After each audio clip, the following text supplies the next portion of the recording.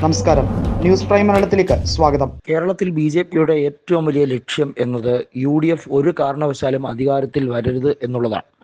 അതിന് ഏറ്റവും ഉത്തമം ഒരു ഹങ് അസംബ്ലി എന്ന രീതിയിൽ, അതായത് തൃശങ്കുവിലേക്ക് കാര്യങ്ങൾ എത്തിക്കുക എന്നുള്ളതാണ്. 10 സീറ്റോ അതിൽ കൂടുതലോ നേടിയെടുക്കാൻ കഴിയുന്ന ഒരു അത്ഭുത കാഴ്ചയുണ്ടായാൽ BJP ഇവിടെ ഗെയിം ചേഞ്ചർ ആകും എന്ന വിശ്വാസത്തിലാണ് രാജീവ് ചന്ദ്രശേഖരനും സംഘവും നരേന്ദ്രമോദിയോട് അഭിപ്രായപ്പെട്ടിരിക്കുന്നത്. കേരളത്തിൽ UDFന് 80 മുതൽ 90 സീറ്റ് വരെയും BJPക്ക് 10 മുതൽ 20 സീറ്റ് വരെയും ബാക്കി ഇടതുപക്ഷത്തിന് കിട്ടും എന്നുള്ള രീതിയിലൊക്കെയാണ് കണക്കൂട്ടലുകൾ വരുന്നത്. എന്നാലും BJPക്ക് 2-3 സീറ്റുകൾ ഷുവറായി ലഭിക്കുന്ന സാഹചര്യത്തിലേക്ക് കാര്യങ്ങൾ എത്തിക്കുകയാണ്. ശിവൻകുട്ടിയെയും അതുപോലെ തന്നെ VK പ്രശാന്തിനെയും ഒക്കെ ബലിയാടാക്കാൻ വേണ്ടിയാണ് CPIMൻ്റെ നീക്കം. അത് BJPയുമായുള്ള കേന്ദ്ര സർക്കാരുമായുള്ള പിണറായി വിജയൻ്റെ അണ്ടർസ്റ്റാൻഡിങ്ങിൻ്റെ പുറത്താണ്. അതായത് ഒരു പരസ്പര ധാരണയിലേക്ക് കാര്യങ്ങൾ കൊണ്ടുചെല്ലാൻ വേണ്ടിയുള്ള നീക്കമാണ്. എന്നാൽ BJPക്ക് മനസ്സിലാകാത്ത, അല്ലെങ്കിൽ BJPയുടെ ചിന്തകൾക്കും അപ്പുറത്തേക്കാണ് കേരളത്തിലെ ജനങ്ങൾ വോട്ടിംഗ് പാറ്റേണിൽ കൊണ്ടുവരുന്നതെങ്കിൽ, അതായത് UDFന് 100 അതിൽ കൂടുതലോ സീറ്റുകൾ നേടിയാൽ BJPയുടെ റോൾ അത്ര ഭംഗിയൊന്നുമാകില്ല. UDF ഇവിടെ കേരളത്തിൽ അധികാരത്തിലേക്ക് തിരിച്ചു മടങ്ങി വന്നാൽ BJPയുടെ സാധ്യതകൾ ഇല്ലാതാകും.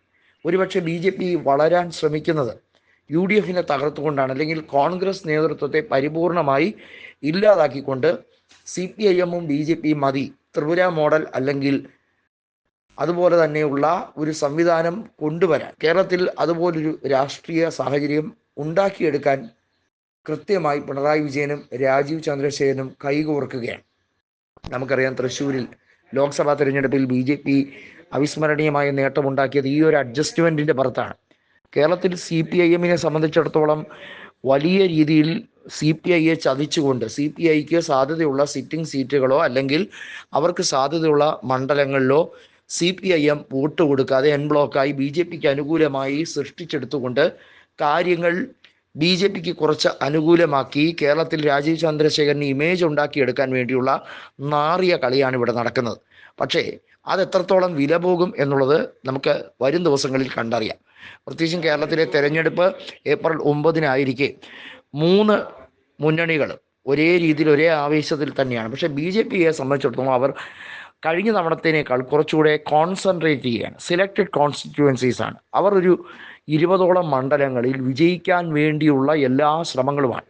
അതായത് മറ്റുള്ള സ്ഥലങ്ങളിൽ വോട്ട് കുറഞ്ഞാലും വേണ്ടില്ല, മൊത്തത്തിൽ വോട്ട് ഷെയർ കുറഞ്ഞാലും വേണ്ടില്ല, ഇത്തവണ നിയമസഭയിൽ സാമാജികർ വേണം, ഒന്നിലധികം സാമാജികർ വേണമെന്ന കേന്ദ്ര നിർദ്ദേശം പ്രകാശ് ജാവ്ദേക്കർ അടക്കം കേന്ദ്രം കൃത്യമായി നിരീക്ഷണത്തിൽ ഏർപ്പെടുത്തിയിരിക്കുന്ന നേതാക്കൾ അവർ കൊടുക്കുന്ന റിപ്പോർട്ട് അനുസരിച്ചുള്ള വിലയിരുത്തൽ അനുസരിച്ച് കേരളത്തിൽ ലോക്സഭാ തെരഞ്ഞെടുപ്പിന് അനുകൂലമായ സാഹചര്യം തന്നെയാണ് ഇപ്പോഴും ഉള്ളത്. അതുകൊണ്ട് തന്നെ 10 മുതൽ 15 സീറ്റ് വരെ പരമാവധി ശ്രമിച്ചാൽ നേടിയെടുക്കാൻ കഴിയും. അങ്ങനെ ഒരു വിലപേശലിലേക്ക് കൊണ്ടുപോകാം, അതല്ലെങ്കിൽ ആ ഒരു രീതിയിൽ ഒരു പരസ്പര ധാരണയിലേക്ക് കൊണ്ടുവരാം. പക്ഷേ ജനങ്ങളാണ് അന്തിമ വിധി എഴുതുന്നത് എന്നുള്ളത് രാജീവ് ചന്ദ്രശേഖരൻ ഇപ്പോഴും പരിപൂർണമായി മനസ്സിലാക്കിയിട്ടില്ല.